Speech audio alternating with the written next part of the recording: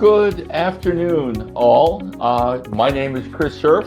I'll be moderating our panel today on remote instruction in the age of COVID. I'm absolutely delighted you've been able to take some time out of your busy days to join us. I am, in fact, a proud member of the board of the Foundation for Educational Excellence, so I'm especially excited that this event has drawn such a distinguished a number of participants. Today, we're going to do a little bit of a retrospective. We are, after all, in what, depending on how you count, is the 10th month of public education's response to the pandemic. But mostly, we're going to be doing a look forward. That is, what have we learned from the experience? How do we undo some of the more negative effects of the pandemic to public school students across the country? And along the way, we're going to share some lessons from our own experience designing and launching a philanthropically funded, not-for-profit remote learning solution, first as a summer school, which served about 12,000 kids in 17 states, and continuing on as a virtual option serving many thousands more across the country. Just a quick word about me as I introduce our distinguished panel.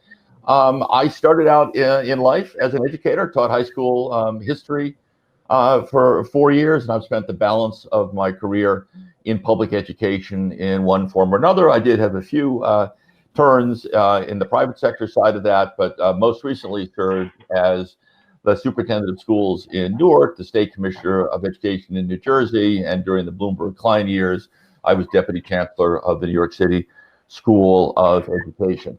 I am really excited to be joined today by the three folks who appear next to me on your screen. So let me start with Robert Avossa. I'm really honored that he has joined us. Robert has spent 25 years as a teacher, principal, executive, and school superintendent. He was superintendent of Fulton County, Georgia, which of course comprises most of Atlanta, Palm Beach, Florida, and I won't go through the entire list of his distinguished career, but we're thrilled he's here. He's now an advisor to leaders and public educators across the country through K-12 Leadership Matters.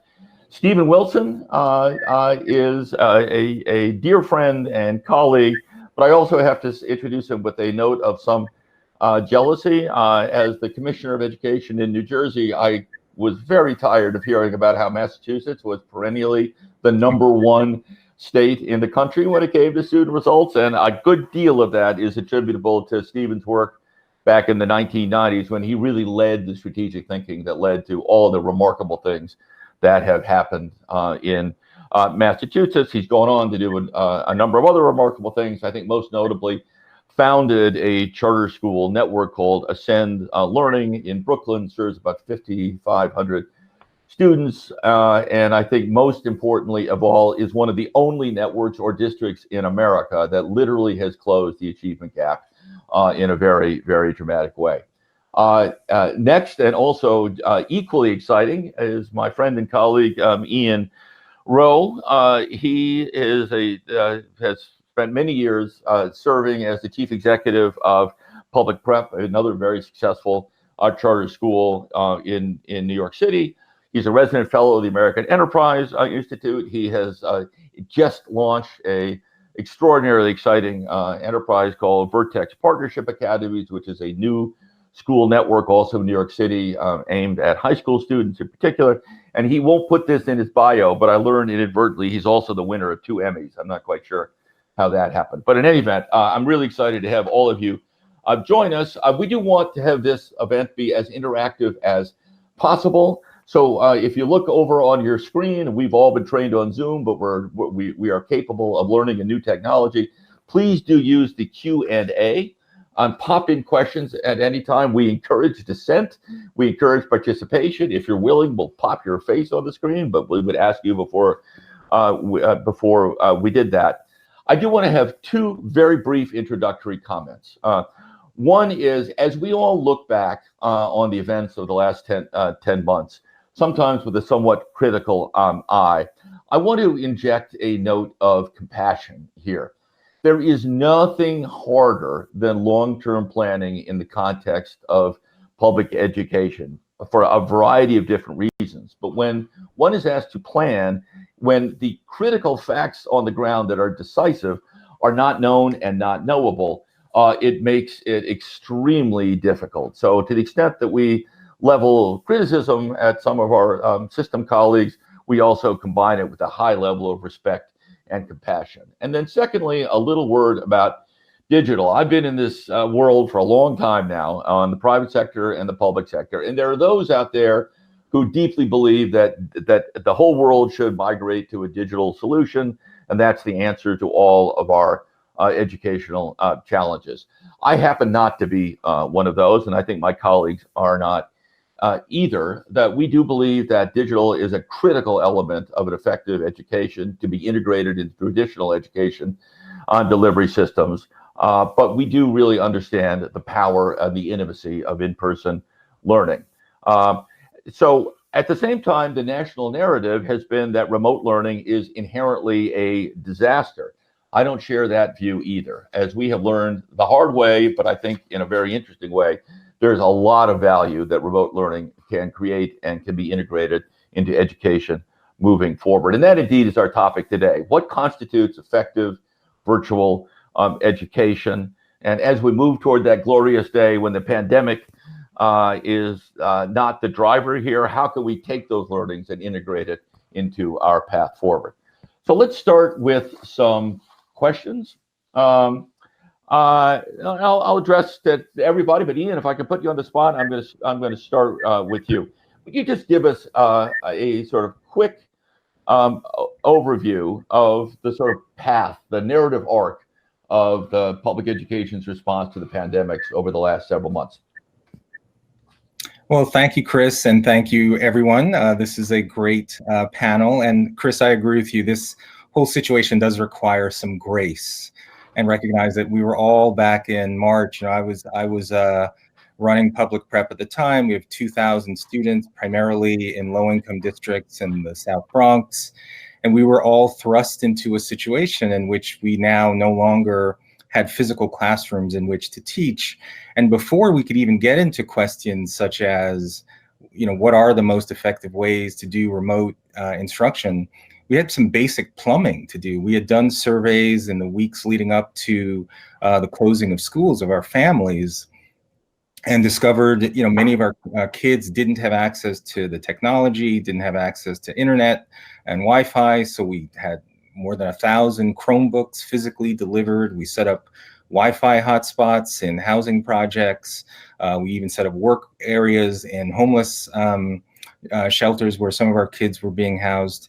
And so there was a lot of that work. And I think for many of us, we had to dust off our emergency plans, even though many of us have thought a lot about how to do remote instruction, being thrust into that situation.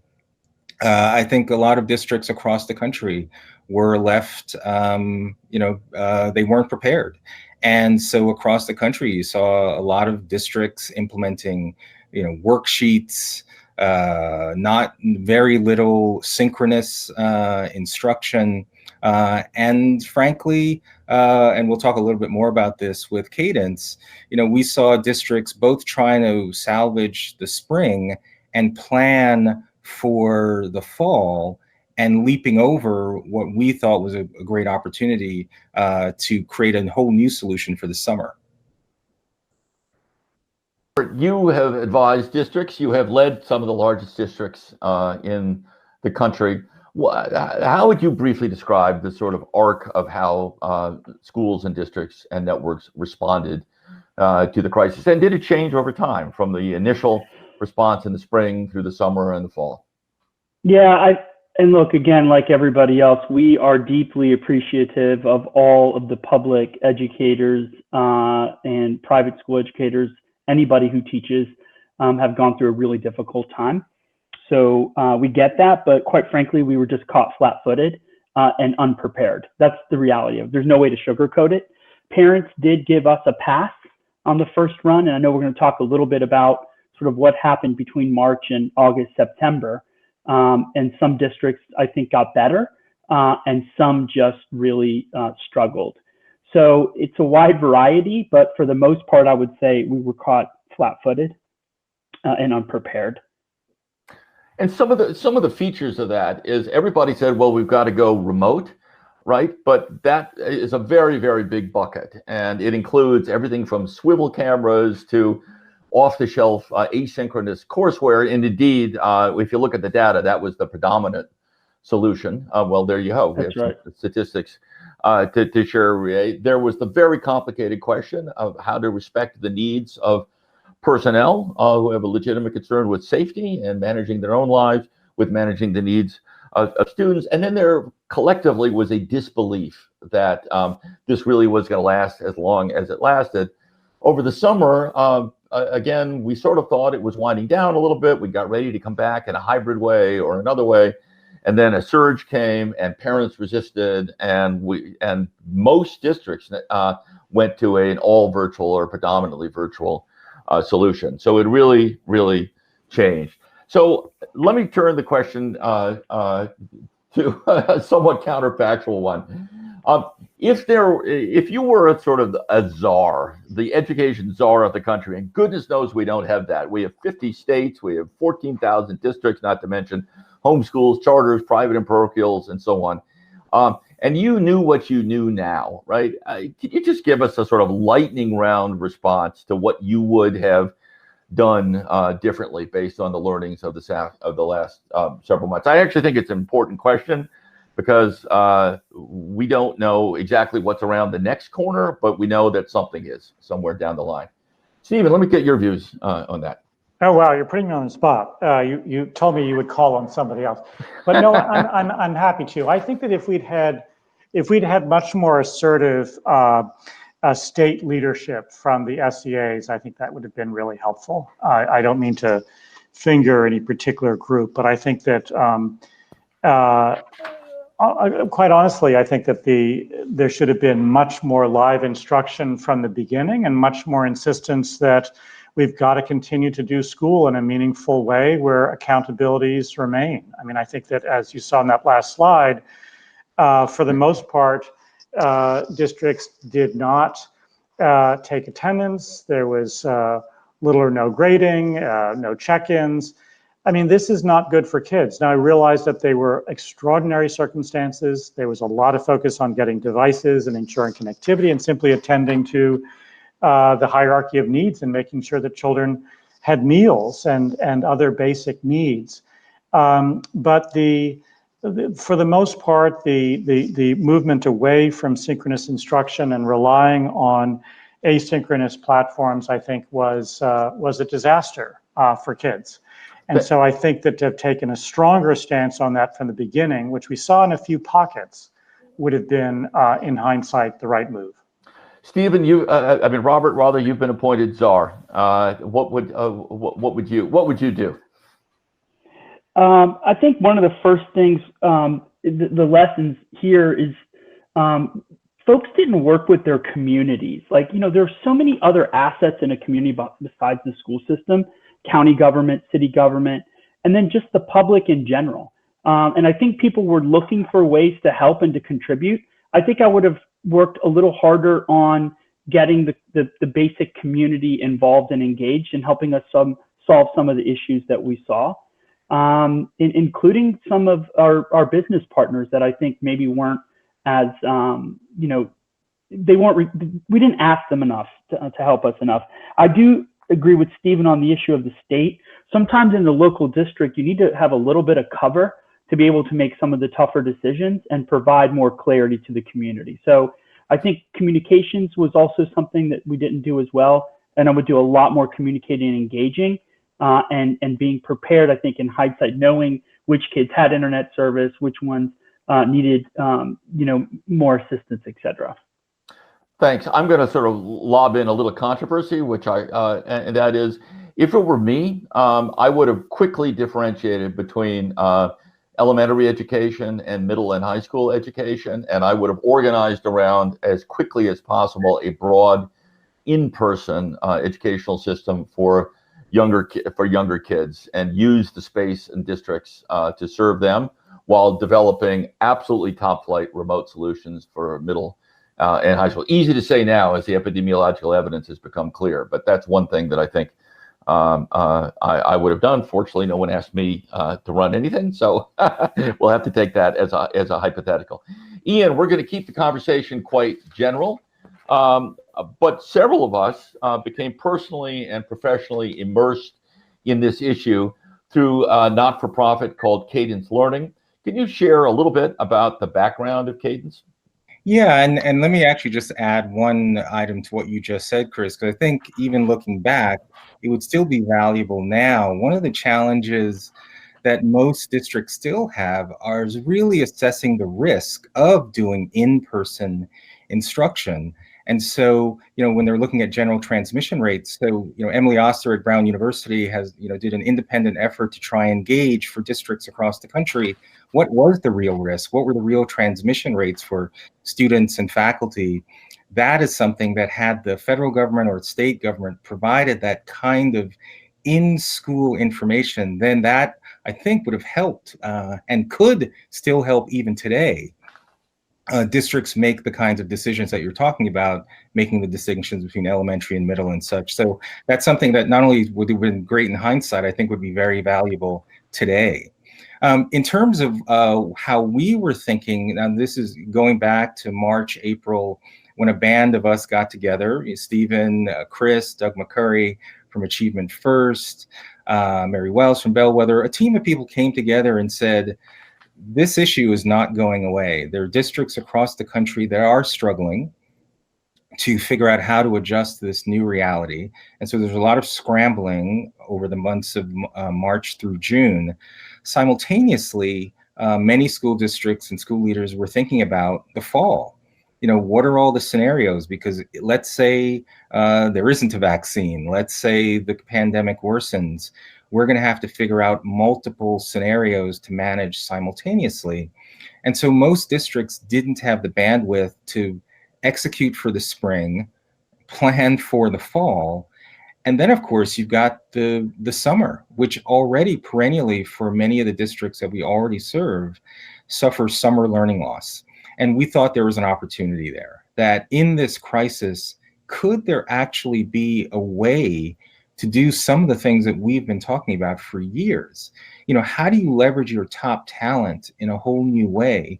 Does the fact that you've now lost the physical constraint of four walls dramatically change how you can deploy your top talent, so that fantastic fourth grade teacher who reaches their 25 kids, but the less fantastic two teachers on that same floor in fourth grade never get the benefit of that top teacher? Is there a way that we could do that? And so we organized, as Chris said, we organized a national summer school initiative where we ultimately ended up educating about 12,000 kids in 18 states and 53 discrete communities, leveraging a whole new way of thinking about talent. So we hired what are called 14 mentor teachers. This is just 9 of them that you see on the screen. Some of the most recognized, awarded teachers in the country, again, who heretofore their expertise, the benefits of their expertise was typically only received by their individual students.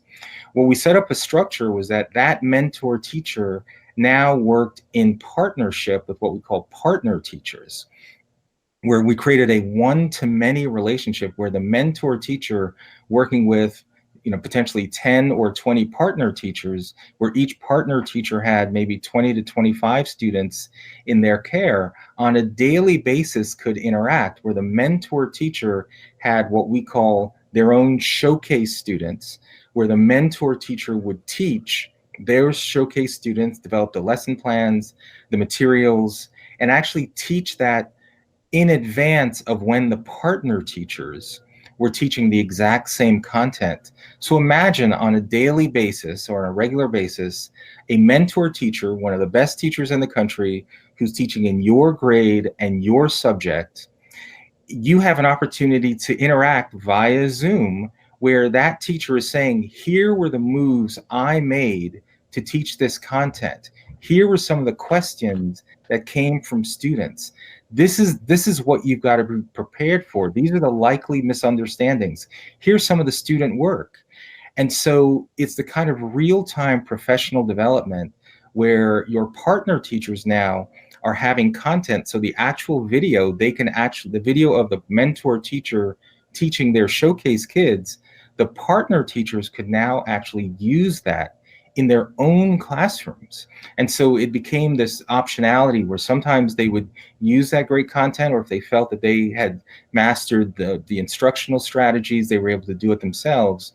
But this became for us a real breakthrough in how to deploy your top talent in a whole new way, and an opportunity for your teachers to become part of a much wider professional learning community that was, again, same grade, same subject, but now instead of just your own physical classroom, you're able to connect with teachers across the country.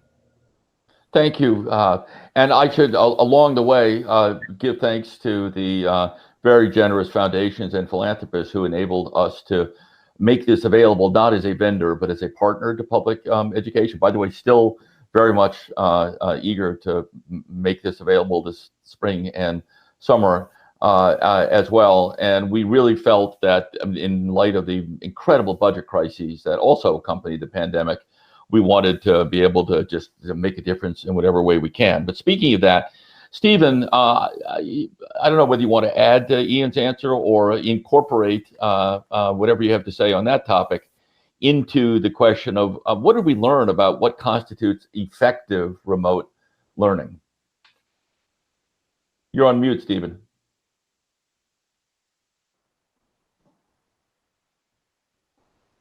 Yeah, I'm actually not on mute. Can you hear me now? Yes, we got you. Okay, great. Yeah, let's just, Libby, if you throw back that slide up, the next slide in that same sequence, we were able to look a little bit at the results of this, which I think we should just take a minute to share. Marty West and Beth Schuler looked closely at what happened this summer, and it's really quite striking. The most important thing I think to say from the start is that 92% of parents on a scale of 0 to 10 in terms of would they recommend the program to a friend, awarded a 9 or a 10, which was just really, it really struck us given the generally dismal reception of distance learning. But we also found, as on the next slide, that there were very strong marks from participating teachers. And this is a segue, Chris, to your broader question, which is that partner teachers really valued their experience, this sustained partnership with an expert teacher. Even, by the way, teachers who had 10, even 20 years of experience teaching found something to learn and deepen their craft from working with their mentor and with other partner teachers in their same grade and subject. And so the other very interesting thing was the insistence of the project on exposing students only to extremely engaging novels. So just the choice of content, culturally responsive content and novels that were just grippingly engaging. And we found that made an extraordinary difference in their learning. And in math, the use of cognitively guided instruction rather than the traditional, I do, we do, you do learning cycle. So, when we think about what we've learned from this, I think it is that if we take some of these practices of high-performing charter networks in particular, namely the focus on intellectual preparation, which I think we'll talk a little bit about more later, and student work analysis, and we make those the bread and butter of sustained professional development twice a week, it has a huge impact on teachers improving their craft and accelerating student learning. And when we think about addressing the enormous learning gaps that are being created now, it's going to be about how can we accelerate learning. So I think that those are some of the interesting lessons from the summer. And just to add a little sizzle to the steak of effective reading and math instruction, the program also included laboratory science, dance, movement, yoga, and the like. But Robert, I want to bring it back to you. And that is that in sharp contrast to the general narrative, There are some districts, we did our bit through the summer school initiative and now Cadence Learning, but some districts really did a terrific job. You've had an eye on the country at large. Yeah. Can you just give us an example of a district that really figured this out? Well, I don't know that I'd say completely figured it out, but certainly did much better than many others. There's a school district in Ector ISD, which is Odessa, Texas, led by Dr. Scott Meary. He's superintendent there. He did actually what you mentioned, Chris. He essentially said all non-readers are coming back to school, and children without internet have to be provided a face-to-face option. And so for K through 5, he started first with that. And while that was going on, procured some of the materials that we've seen other people deploy across the country. But he insisted, and recently I wrote an article about this, that we not look at this as a short-term opportunity, but a long-term. He partnered with SpaceX. It's the first school district in the country that's being provided internet service through a series of satellites that SpaceX has put up. It's the first one in the country.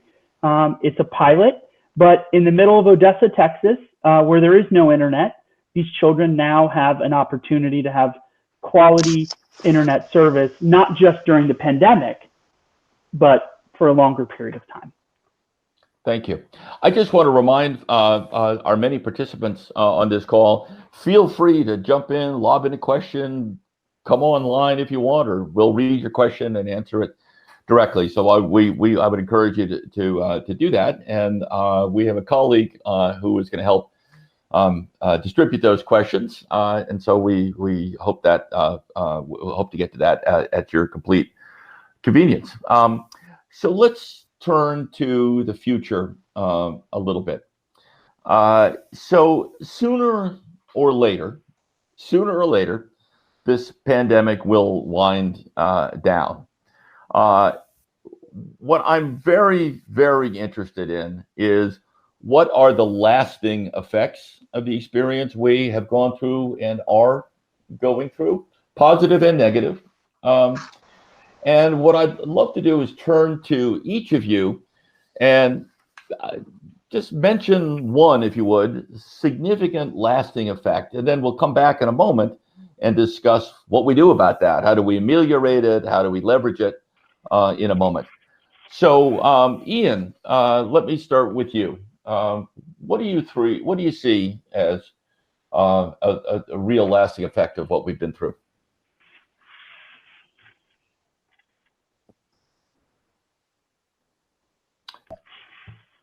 What we haven't really talked about is how this has impacted parents. So the fact that parents were now all bogged down at home, for the first time, a lot of families, a lot of parents had much more visibility into what their kids were actually learning. And that was not always met with enthusiasm. I think there were concerns about the rigor of the curriculum, the completeness.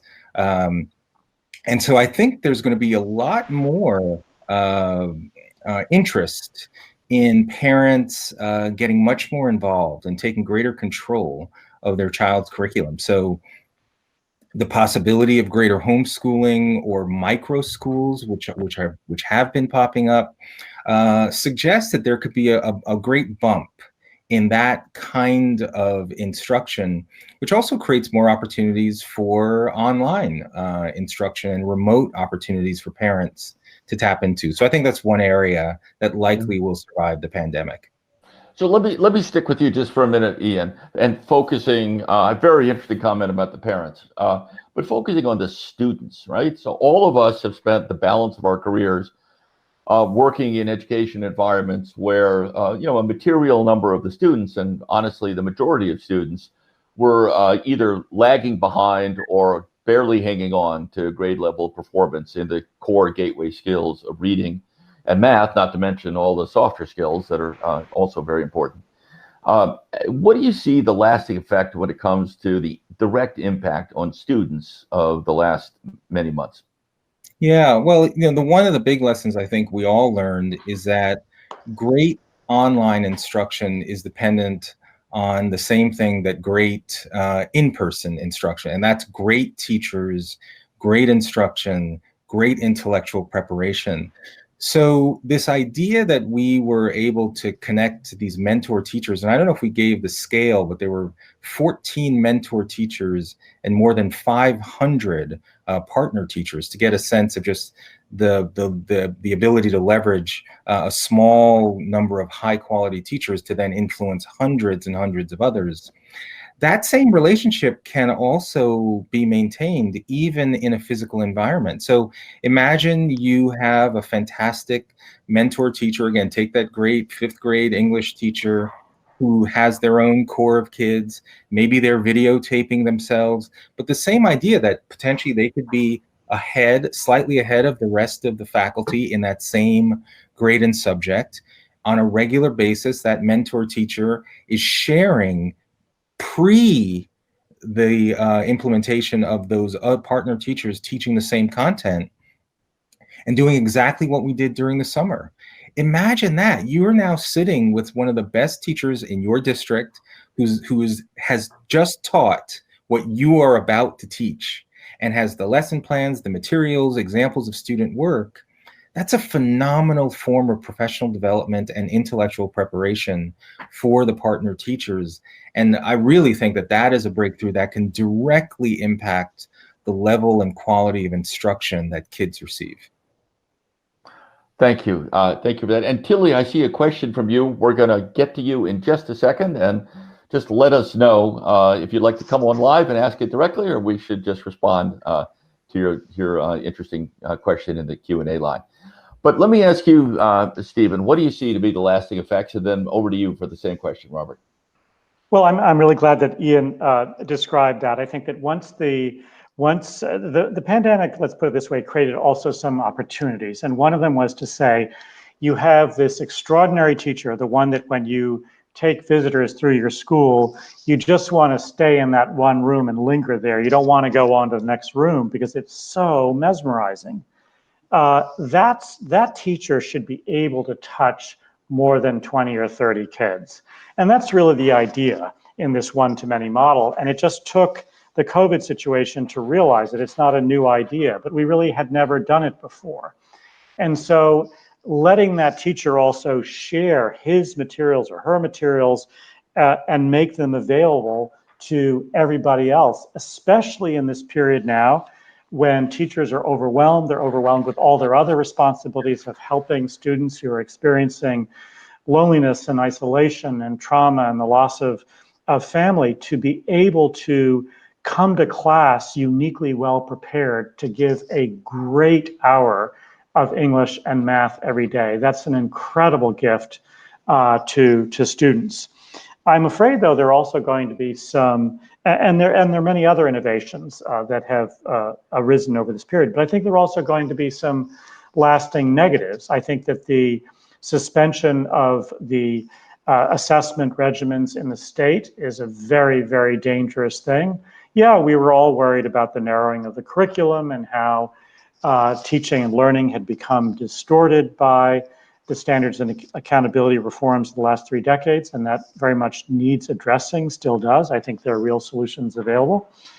But to suspend it altogether is a disaster. We will once again go back into a period where there is no bright light shined on low-performing schools that need help and the students in them that urgently need a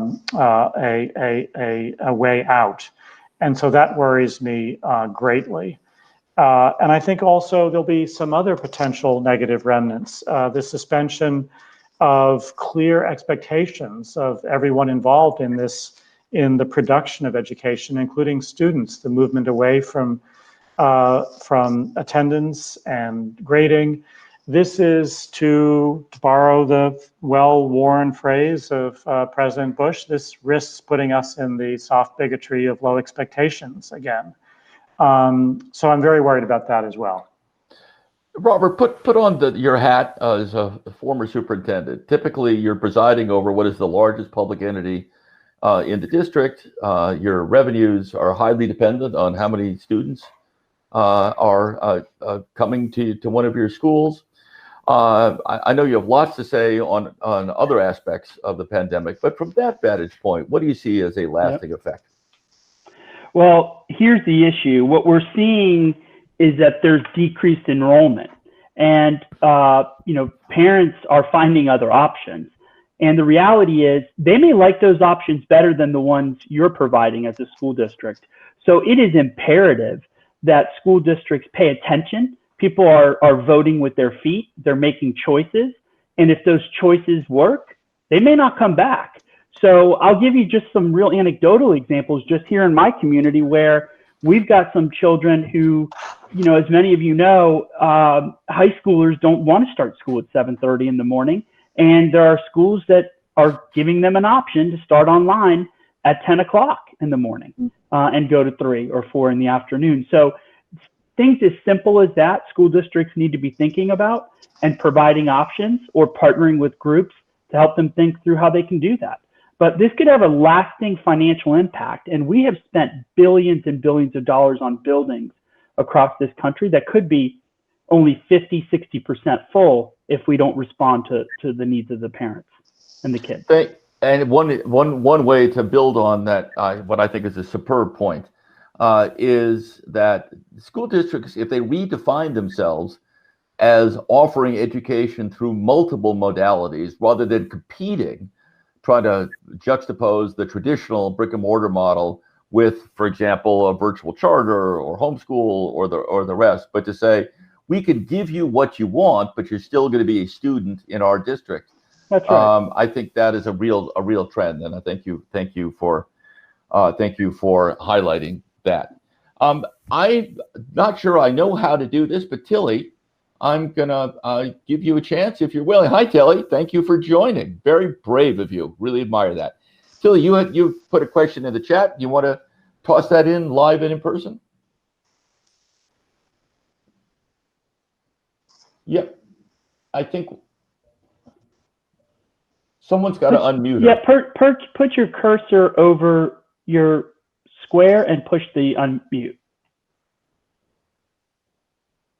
Oh, I don't know. We should be able to hear from her now, I think, Chris. Okay.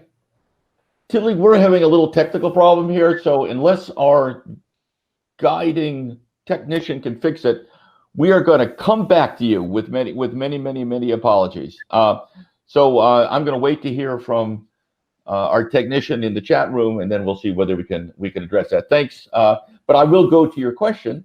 You ask. You note that the Colorado Coalition of Cyber School Families has now been reaching out to superintendents across the great state of Colorado to provide resources and insights, but haven't had much of a response. But you've really begun to work in partnership with the State Department of Education to support families. What can we say to districts and school leaders about why they should partner with experienced online providers and advocates? I'll take a quick whack at that. If you ask most school districts, by the way, the average school district in America has 6 schools. It's not New York City or Dallas or Los Angeles. What their R&D budget is, how they are going to build and design something brand new with their limited annual budget and their limited resources, many of them won't even know what the question means. And by reaching out to providers who have the experience, the capital, the resources, and the advantages of scale to build solutions and integrating them into the offering of a district is almost certainly the fastest path to success. So I support your suggestion that we encourage partnership with experienced providers and advocates. Thank you for that, Tilly. I want to go back to this question about how will instruction, the actual act of schooling, be different in the brave new world. And I heard some really interesting things along the way, but I know that when I was a high school teacher, my training largely consisted of, here's your books, here's your students, good luck. I'm only slightly exaggerating. And I sat through, I don't know how many professional development sessions and meetings and so on, but by far the most effective thing that helped me build on my craft was watching a master teacher engage in her or his craft. And one of the points I heard along the way is the leveraging digital resources of a one-to-many is one way to bring that kind of training into even a brick and mortar environment. Stephen, would you comment on that or augment that? Yes, absolutely. I think that's exactly right. You know, in our schools of education, the ideology for a very long time has been to respect. There was a professor at Harvard Graduate School of Education who coined this term, and I can't remember his name, but this notion of this autonomous, this zone that is inviolable, this idea that these are my four walls, I can't be observed, I can't be managed. This is unfortunate legacy of the way schooling in this country has been organized. And I think what's so exciting about this work is that teachers actually want something else than that. They want to end the isolation. They want to work in collaboration with others. And there is no reason why teachers should be on the fly the evening before they give a class on top of all of their other responsibilities, trying to devise a beautiful lesson plan, doing those things that you described earlier, Chris, anticipating student misconceptions, what might go wrong, let alone looking at the work that their students have been producing and so on. We actually have a few slides here that Libby could put up that shows exactly this idea. We provide a range of supports. That's right. So here would be the lesson overview that gives you everything that your mentor teacher did. You know, one of our mentor teachers likened this to going whitewater rafting or canoeing. And it's just that he or she is ahead down the river further and can anticipate all that might go wrong and then share back what worked and what didn't work. You know, I thought this particular part of the lesson would totally take off. It landed completely flat. Don't do that yourself. So that's what you get there. And then you also get a complete set of the teacher's slides that were used, but also this lesson flow deck, which is, I think this is worth dwelling on, which is this idea of intellectual preparation. If you look at the networks like Achievement First, like KIPP, like Uncommon Schools of Mastery, so many others that I think are I think this is demonstrable, that are the one big success of the school reform movement of the last 3 decades, urban charter school networks. What you see common to all of them is this focus on intellectual preparation, by which we mean that instead of teachers having a kind of glancing familiarity and plan for what they'll do in class, there is deep preparation. You know exactly what an exemplar written response to a prompt would look like. You see that in the gray lower quadrant there. You know that it has certain characteristics. You know what kind of back pocket questions you should have in case things go off track. You know how to devise a roadmap of questions that keeps the intellectual work squarely on the students and doesn't deprive them of that struggle. All of those things. And then you also have the complete recording of the master teacher actually doing it, as Chris mentioned earlier, can be used in your class or simply can inform your own practice. And so that, I think, is something that we will carry forward post-pandemic, is this idea that teachers could work in deep collaboration over weeks, if not months, to get better. So this is a novel school improvement strategy.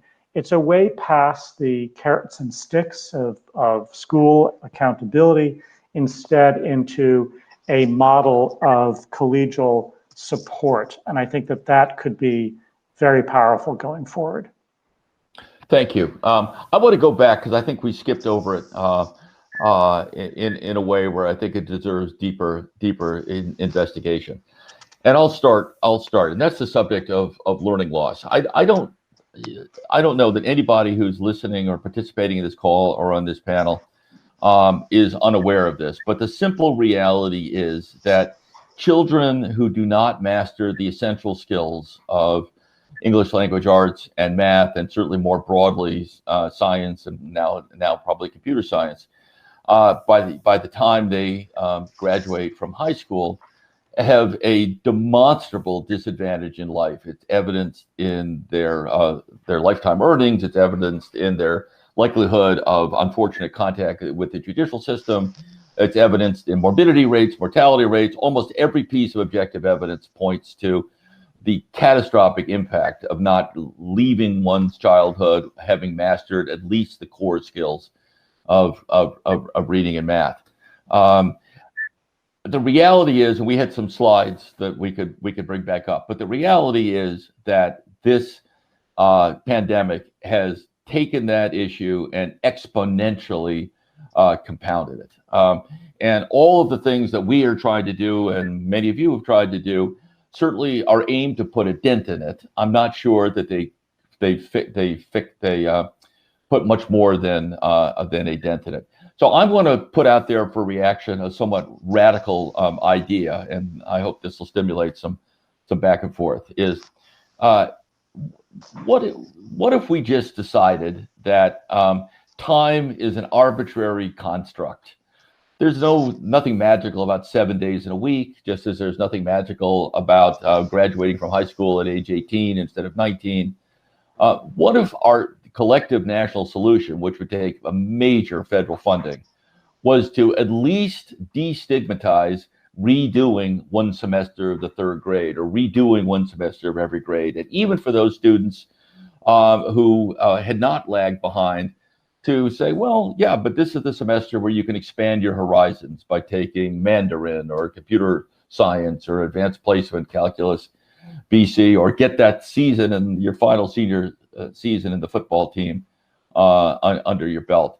So I put that out as one solution to honestly addressing the impact of this. I wonder if people have reactions to that, other than how impractical and expensive it would be, but also interested in how, what do we really do about this if we're honest about the devastating impact of this era on public education and students? Anybody? Ian. Well, I might go back to Tilly's question. What is your message to district school leaders? Why should they partner with experienced online providers and advocates? One compelling reason is because your students are facing massive learning loss, not only over the summer, but as Chris just described. I mean, we especially after this year, we could have kids who literally not had any kind of high quality instruction for almost 18 months.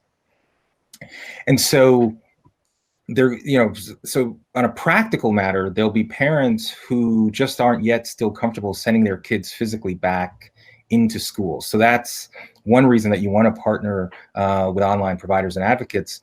Chris, I'm not as big a fan of one size fits all sort of top down solutions, but the concept of how do you get more time to get kids an opportunity to make up for some of the summer learning loss or to advance forward, that's where online, I think a lot of parents are going to be looking for supplemental content. So even if the core school day stays the same, I think there'll be parents interested in weekend content, summer content, after school content. That probably can be best facilitated online, leveraging some of the same tools. Imagine having the ability to tap into some of the best mentor teachers in the country in ELA and math. We didn't really talk about it much here. One of the other innovations we were able to deploy this summer was really incredible enrichment opportunities. So some of the best in class partners, National Dance Institute, we had some of the most amazing science partners. So kids were doing these fantastic science experiments at home with partners who were not in their geographic locality, but this structure now allowed them to tap into new ways to engage kids. So I think part of the rationale for why high quality online instruction is here to stay is that exactly for the learning loss issue, parents are going to be demanding more opportunities to bring their kids either back to where they should be, or to have kids advance. Because they know that they've got the capacity to do that. Robert, I'm going to throw a little bit of a curveball at you. Let's build on what Ian said and focus specifically on summer. So I say this with fingers crossed, but by this June, there's every epidemiological evidence that we will start a return to normalcy. What do you think we should be doing as a nation or advising with regard to the summer to address this learning loss issue? And guys, this is a real issue. I know we don't have the empirical data yet because a lot of states aren't testing, et cetera. But anecdotally, I have been helping one of the highest performing, wealthiest private schools in the country. And they have a March to September MAP test result that made my skin crawl, because these are kids with every resource available to them. And we see glaring issues, okay? So imagine the children who did not have the resources, the tutors, the parents hovering over their shoulders, the internet, and the computers, et cetera. So it's real, okay? And it's going to be impactful. So I've been pressing school districts and superintendents across the country to begin thinking differently about extended school year for special education, to be looking at broadening the opportunities for children. To Ian's point, let's not make it just about remediation. Let's make it about enrichment. Let's make it fun. They didn't do anything wrong. The teachers didn't do anything wrong. We just all got caught flat-footed by a crazy disease that is really hurting us all in so many ways. So let's stop pointing fingers at charters and online providers. Let's look at collaborating. That's what I'm trying to push my superintendents to do more of. And quite frankly, I'd like to push the policymakers at the state level to think differently about the way they fund schools, and to stop thinking about it as, you have to have a certain number of hours in the seat. Let's look at competency-based education. Let's give an opportunity for a kid who failed algebra, rather than to take the whole course again, to redo the areas that they didn't do well in, instead of making it so punitive. Chris, I was struck by a piece that I saw in the Fordham newsletter, which Libby's thrown up here, about the solution to these learning losses. And this gentleman, Tom Coyne, looked at his own school district in Jefferson County, Colorado. It's relatively affluent, only 30% free and reduced. And he looked at the students who were failing to meet state standards on the Colorado assessments. 25% of students were more than one standard deviation below the state's cut score of proficiency. This is pre-pandemic. And the ACT found that only 10% of those students ever caught up as a result of this. So his point is, this is going to be extraordinarily damaging and difficult.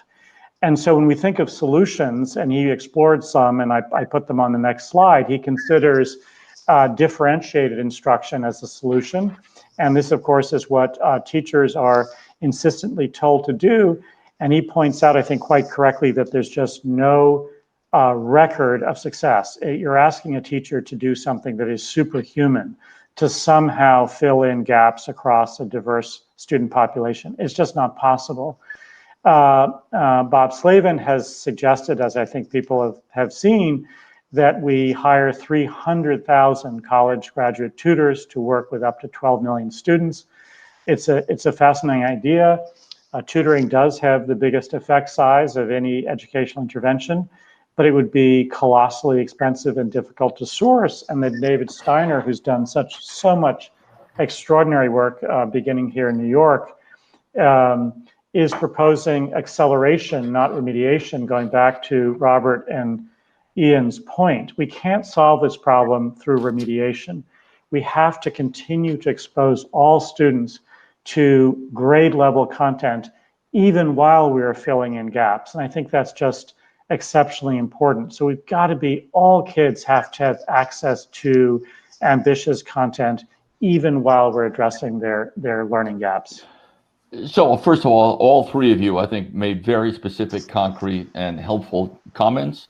And I think the context of what a human catastrophe we are potentially dealing with is cannot be said clearly enough.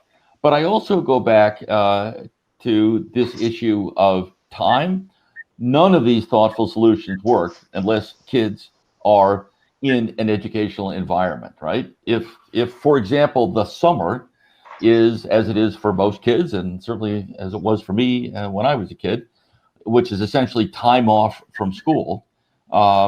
If that is the modality, then we're going to miss, in my humble judgment, a real opportunity to regain some of the losses that we have suffered. So I do think that this is sort of a clarion call to everybody on this webcast, as well as to everybody who is in a position to influence policymakers. And there are many policymakers involved now. I don't think the public deeply understands the meaningfulness, in a negative sense, of what has befallen children across the country. And in an era where we continue to have a very, very clear vision of equity between people of different economic means, between different people of different national backgrounds, between people of different races and demographics. There has been no greater blow to that goal of equity, in my judgment, than this pandemic. So I think we need a national messaging campaign and a national response to address that. I know we're very near the end of our time, but I also want to point out something else that's going on in the world besides the pandemic, and that is this pandemic has played out simultaneously with a real awakening to injustice in America, or specifically racial injustice in America. How has this affected virtual schooling and Cadence in particular? Stephen, you want to take a whack at that? Yes, I think that it had a very profound impact on our team. Everybody was deeply affected by it and inspired by it. And we hear the notion of mirrors and windows. And so what we did at Cadence was to build into the curriculum a choice of texts that resonated very, very deeply with kids, to the point where they just couldn't put them down. So the choice of books, we mentioned this earlier, but I think it can't be repeated enough. We act surprised when students aren't excited to become readers or to be readers. But we put in front of them a collection of texts of widely varying quality and engagement. What if instead every book that we placed in front of them was just absolutely gripping? And that was really the experiment of our summer. And many of these books, or most of these books, were directly relevant to our students' own lived experiences and lives, and others built off of that. So I think of two books that could not have been more different. One which was directly relevant. It was the story of a family where three children went in search of their mother, who had abandoned them for the Black Panthers, and the students studied deeply nonfiction texts to gain the background knowledge, and then wrestled with this incredibly engaging story. But then we also had a book that was a novel in verse about the Great Depression, and leaving the Dust Bowl. And so the teacher was able to completely excite students about that experience, having built up the kind of engagement from the first novel. So I think that this is one of the clear learnings, is to embody our commitment to racial justice in the choice of texts and the design of the curriculum. Thank you.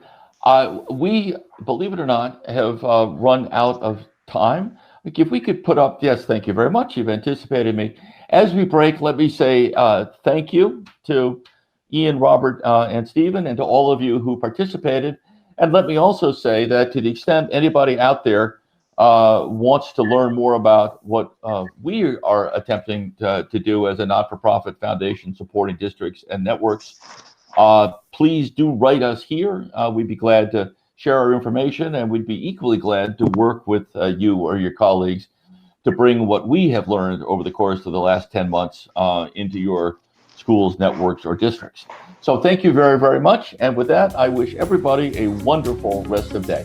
Thanks so much. Take care.